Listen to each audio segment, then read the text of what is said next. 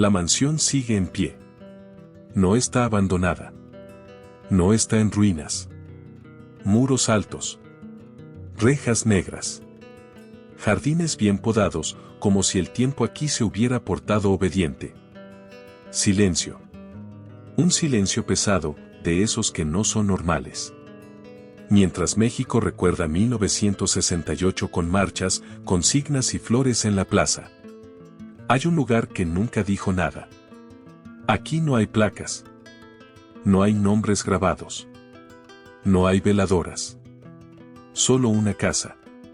Y un secreto guardado a piedra y concreto.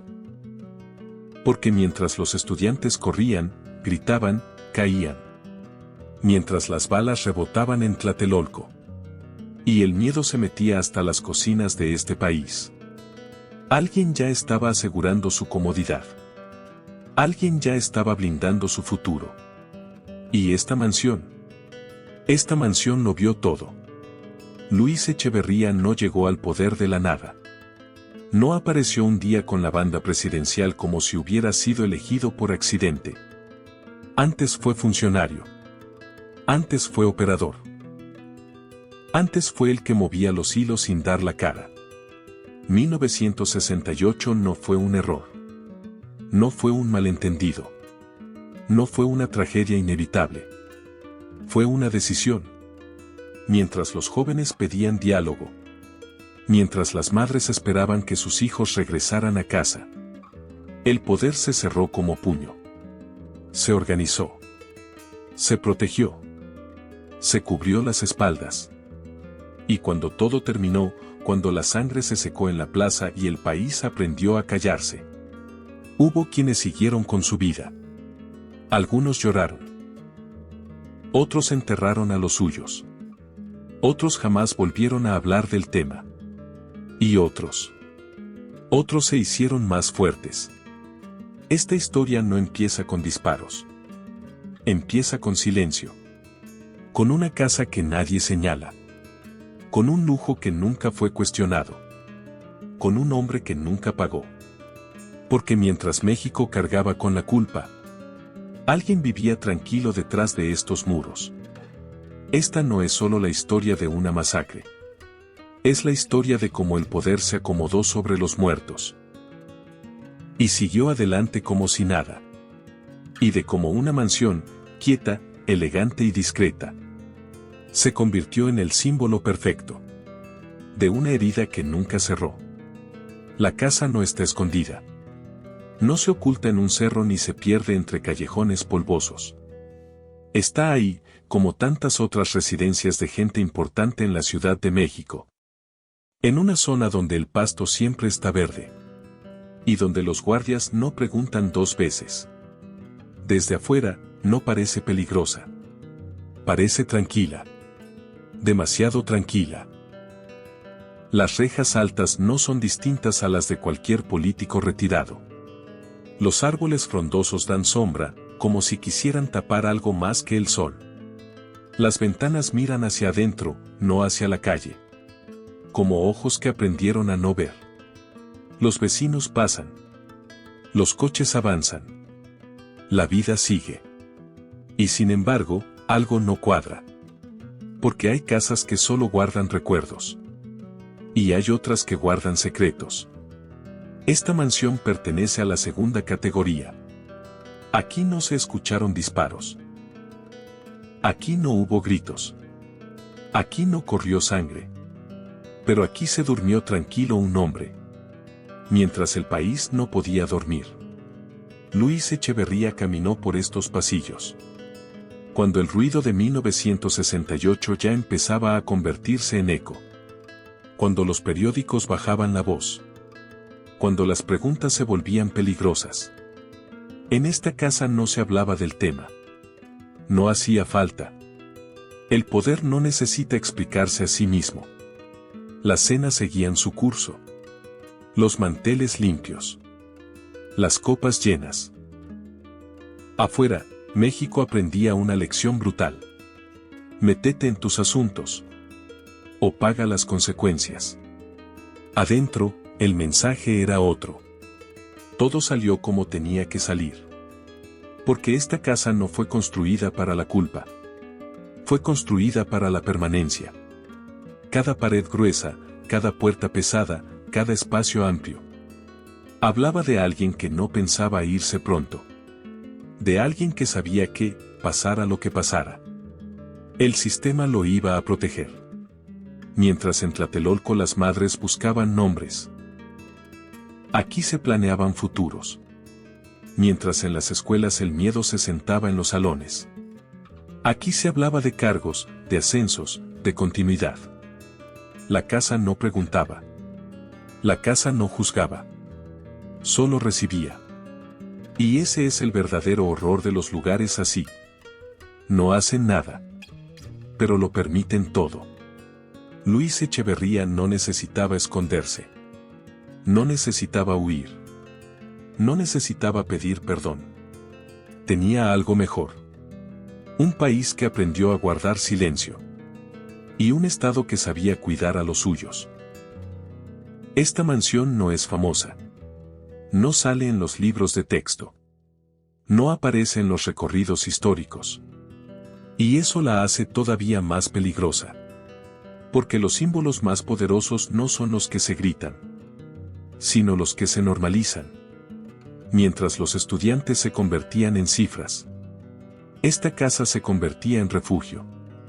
Mientras la memoria se fragmentaba, aquí se consolidaba el poder. Y poco a poco, sin que nadie lo notara, la historia empezó a escribirse desde otro ángulo. No desde la plaza. No desde las calles. Sino desde los jardines silenciosos. De quienes nunca tuvieron que correr. Y aquí es donde la historia se vuelve incómoda. Porque esta casa no fue consecuencia del 68. Fue parte del premio. Y el hombre que la habitaba todavía no había terminado de escalar. Luis Echeverría no era un improvisado. No era un hombre que hubiera llegado a la cima por accidente ni por carisma. Era otra cosa. Era método. Era cálculo. Era paciencia. Mientras otros buscaban reflectores, él prefería los pasillos. Mientras unos daban discursos, él tomaba nota. Aprendió pronto que el verdadero poder no grita, susurra. Que no se exhibe, se administra. Que no se mancha las manos frente al público, pero decide quién se las ensucia. En los años previos a 1968, Echeverría ya sabía moverse como pez en agua dentro del aparato del Estado. Sabía a quién escuchar y, sobre todo, a quién no. Sabía cuándo hablar y cuándo quedarse callado. Y en un sistema donde el silencio era una moneda de cambio, eso valía oro. No necesitaba simpatía. Le bastaba la confianza de arriba. Esa confianza que no se gana con sonrisas, sino con lealtad ciega. Con obediencia sin preguntas. Con la certeza de que, cuando llegara el momento incómodo, no iba a temblarle la mano. Y el momento llegó. No de golpe, no como un relámpago. Llegó despacio, como llegan las tragedias que se cocinan en oficinas cerradas, con ceniceros llenos y cortinas corridas. El movimiento estudiantil empezó a crecer, a incomodar, a salirse del guión. Y cuando el poder se siente retado, no dialoga, se encierra. Se organiza. Se defiende. Echeverría entendió eso mejor que nadie. Entendió que 1968 no era solo una crisis, sino una prueba. Una prueba para saber quién estaba dispuesto a llegar hasta el final. Mientras otros dudaban, él avanzó. Mientras algunos pensaban en el costo político, él pensaba en el orden. Ese orden que siempre se vende como necesario, aunque huela a miedo. En reuniones donde no se tomaban actas y en decisiones que no se firmaban con nombre y apellido, Echeverría fue consolidando su lugar. No como la cara visible, sino como el operador confiable. El que resolvía. El que no se quebraba. Y así, mientras las calles se llenaban de jóvenes, el despacho se llenaba de certezas. Certezas duras. Frías. La idea de que el Estado no podía verse débil. de que permitir la protesta era abrir la puerta al caos, de que el mensaje tenía que ser claro, contundente, definitivo. En ese contexto, la figura de Echeverría se fue endureciendo. No hacia afuera, sino hacia adentro. Se volvió indispensable.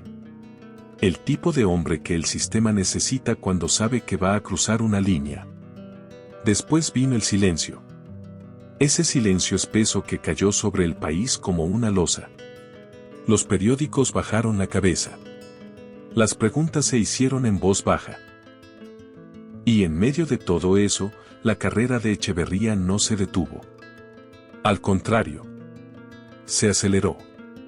Porque en México, muchas veces, no se asciende a pesar de lo ocurrido, sino gracias a ello. La lealtad demostrada en los momentos más oscuros suele pagarse con poder. Y el sistema cumplió. Mientras las familias cargaban con el duelo y la confusión, él cargaba con algo distinto: capital político, influencia, futuro. No hubo juicios. No hubo castigos. No hubo cuentas claras. Hubo, eso sí, una narrativa oficial que empezó a acomodar las piezas para que todo pareciera lejano, confuso, casi inevitable. Y Echeverría siguió caminando, paso firme, sin mirar atrás. Sabía que la historia la escriben los que permanecen, no los que caen. La mansión seguía ahí, esperándolo. No como un refugio improvisado, sino como una estación más en el camino. Porque el ascenso no había terminado. Apenas estaba tomando forma. Y lo que vendría después ya no sería preparación, ni cálculo, ni paciencia. Sería decisión. Pura y dura. 1968 no explotó de un día para otro. Se fue tensando como un alambre. Primero fueron las marchas, luego los discursos, después la incomodidad. El gobierno miraba desde arriba con esa mezcla de desprecio y nerviosismo que siempre aparece cuando el orden empieza a tambalearse. Para muchos, aquello era solo ruido juvenil. Para otros, era una amenaza directa. Para Luis Echeverría, era el momento que había estado esperando sin decirlo en voz alta. El país se preparaba para los Juegos Olímpicos. México quería verse moderno, fuerte, respetable ante el mundo. No había espacio para el desorden. No había margen para la duda. En los escritorios del poder, la palabra diálogo empezó a sonar ingenua. Y cuando el poder considera algo ingenuo, lo elimina. No con argumentos, sino con fuerza. Las reuniones se volvieron más cerradas. Las decisiones, más rápidas. Nadie quería dejar huella. Nadie quería firmar nada que luego pudiera perseguirlo. Ahí es donde los operadores se vuelven indispensables. Echeverría no levantaba la voz. No hacía aspavientos. Escuchaba. Asentía. Ejecutaba. Sabía que el sistema no premia a los histéricos, sino a los eficaces. En Tlatelolco, la gente se reunió creyendo que aún era posible hablar. Creyendo que todavía había oídos dispuestos. No lo sabía. Desde arriba, la decisión ya estaba tomada. No importaban los nombres, ni las edades, ni las historias personales. Importaba el mensaje. Y el mensaje tenía que ser brutal, para que no quedara duda. Esa noche, el Estado mostró su verdadero rostro. No el del discurso, no el de la ley escrita, sino el de la fuerza desnuda. Balas, gritos, confusión. Un caos que no fue improvisado, sino permitido. La plaza se llenó de miedo y sangre, mientras en otros puntos de la ciudad el silencio se volvía cómplice. Luis Echeverría no estaba corriendo. No estaba escondiéndose. Estaba donde tenía que estar para que todo funcionara. Porque el poder real rara vez se mancha los zapatos. Da órdenes. Coordina. Observa.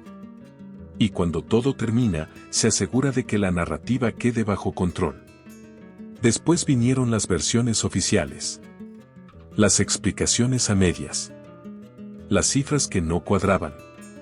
Él no pasó nada repetido hasta el cansancio. México amaneció distinto.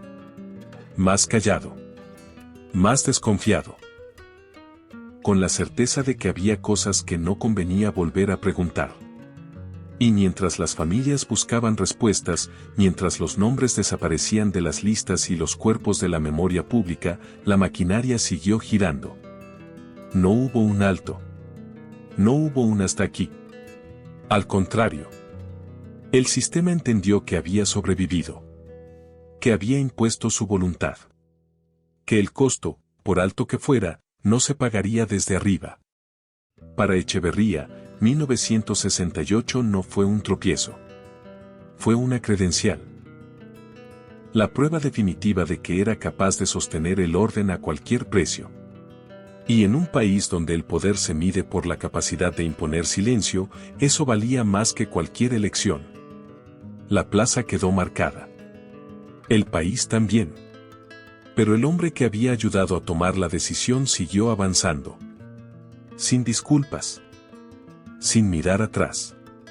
Con la tranquilidad de saber que la historia oficial se encargaría del resto.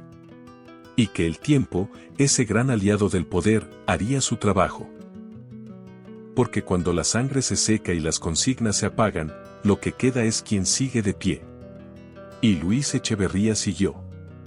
Cuando las balas dejaron de sonar y la plaza quedó vacía, el país no volvió a ser el mismo. Pero el poder sí. El poder se sacudió el polvo, se acomodó la corbata y siguió caminando. En los días posteriores, México aprendió a hablar bajito. A no preguntar de más. A mirar al suelo cuando el tema salía en la mesa. Y mientras ese aprendizaje colectivo se imponía a golpes de miedo, Luis Echeverría no retrocedió ni un centímetro. Avanzó. El sistema entendió que había sobrevivido a su propia brutalidad. Y cuando eso pasa, el siguiente paso es el premio. No inmediato, no escandaloso, pero constante. Cargos, influencia, cercanía con el centro de las decisiones. El mensaje era claro para quien supiera leerlo: la lealtad se paga. Y se paga bien. La vida cotidiana siguió. Los camiones volvieron a circular. Las escuelas reabrieron con una normalidad rara, forzada. Las noticias se llenaron de otros temas. Y, poco a poco, 1968 empezó a convertirse en un susurro incómodo. Algo que estaba ahí, pero que no se tocaba. En ese clima, la figura de Echeverría se fortaleció. No como un villano público, sino como un hombre confiable para el régimen. El tipo de persona a la que se le puede dejar el país sin miedo a que tiemble. La mansión seguía cumpliendo su función. No como escondite, sino como confirmación.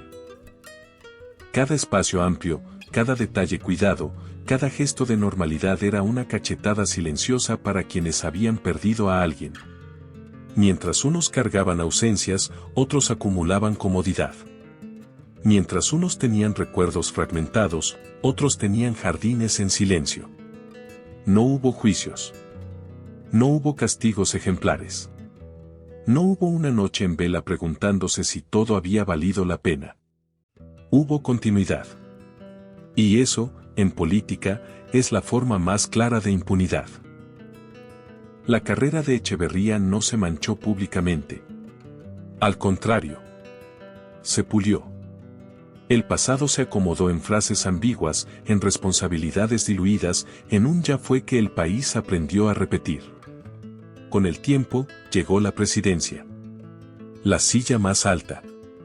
El lugar desde donde se habla de justicia, de democracia, de futuro. Y ahí estaba él. El mismo que había aprendido a operar en la sombra. El mismo que había demostrado que podía cargar con decisiones sucias sin romperse. Desde ese punto, la historia se reescribió con más calma, con más control. El poder ya no tenía prisa. La mansión, mientras tanto, envejecía bien. Como envejecen bien las cosas que nunca enfrentan consecuencias. No hubo multitudes afuera. No hubo reclamos formales. No hubo una memoria oficial que señalara esos muros como parte del problema.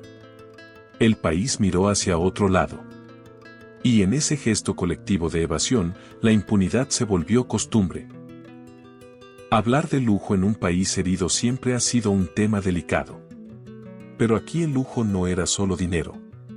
Era tranquilidad. Era la certeza de que nada iba a pasar. De que el tiempo, otra vez, haría su trabajo. Porque en México, muchas veces, no se necesita borrar la historia. Basta con cansarla. Años después, cuando algunos intentaron reabrir las heridas, ya era tarde. Los responsables eran viejos. Los expedientes, incompletos. La justicia, lenta. El discurso oficial encontró mil maneras de posponer, de relativizar, de enfriar la indignación. Y Echeverría, ya anciano, seguía siendo una figura protegida por ese mismo sistema que había servido con disciplina. La sangre había quedado atrás, decían. Había que mirar al futuro. Pero el futuro siempre se construyó sobre ese silencio. Sobre esa decisión de no incomodar al poder. Y la mansión seguía ahí, intacta, como prueba muda de que en este país algunos crímenes no se pagan, se heredan al olvido. ¿Tú crees que México decidió olvidar o que lo obligaron a hacerlo? La casa siguió ahí cuando todo lo demás cambió. Cambiaron los gobiernos, cambiaron los discursos, cambiaron los nombres de las calles y hasta las promesas. Pero la mansión no se movió. No hizo ruido. No pidió explicaciones. Permaneció como permanecen las cosas que no tienen prisa porque saben que el tiempo juega a su favor. Hay lugares que se vuelven memoria colectiva. Plazas donde la gente vuelve cada año, esquinas donde alguien dejó flores, muros donde se escriben nombres para que no se borren. Y luego están los otros lugares. Los que no se señalan. Los que no se recuerdan. Los que no incomodan a nadie. Esta casa pertenece a esa segunda categoría. Aquí no se escucha el eco de consignas. Aquí no hay marchas ni veladoras. Aquí no se grita no se olvida. Aquí el pasado se acomoda en sillones caros y se tapa con cortinas gruesas. La mansión no necesita justificar nada. El país ya se encargó de eso por ella. Luis Echeverría envejeció, y con él envejeció la indignación. Eso también lo sabe el poder. Sabe esperar. Sabe que el enojo cansa. Que la memoria se desgasta. Que llega un punto en el que la gente prefiere seguir adelante, aunque eso signifique dejar cosas sin resolver. La casa se volvió testigo de ese proceso lento, casi invisible. De cómo el horror se convierte en dato histórico y luego en pie de página. Desde afuera, nadie diría que ahí se guarda algo. No hay señales evidentes. No hay símbolos claros. Y eso es justo lo que la vuelve tan inquietante. Porque la prueba no siempre es un documento ni un archivo. A veces es un lugar que existe gracias a que nada pasó. O mejor dicho, gracias a que lo que pasó nunca tuvo consecuencias. La mansión no prueba a quién disparó. No señala a quién dio la orden exacta. No acusa con palabras. Pero demuestra algo más profundo, que el sistema cuidó a los suyos. Que el premio por sostener el orden fue una vida sin sobresaltos. Que la justicia, cuando se acercó, lo hizo tarde y sin fuerza. Con los años, algunos intentaron tocar la puerta del pasado. Hubo investigaciones, intentos de juicio, declaraciones tibias. Pero el daño ya estaba hecho. El tiempo había cumplido su función. La casa seguía intacta porque el pacto de silencio también lo estaba. Nadie quiso romperlo del todo. Porque romperlo implicaba aceptar que el problema no fue un hombre, sino una forma de ejercer el poder. Y eso, en México, siempre ha sido más incómodo que señalar a un solo villano. Sin embargo, la figura de Echeverría seguía ahí, inevitable, como sombra larga. No como un monstruo caricaturesco, sino como algo peor. como alguien que representó perfectamente lo que el sistema necesitaba en ese momento. Frío, disciplinado, eficaz.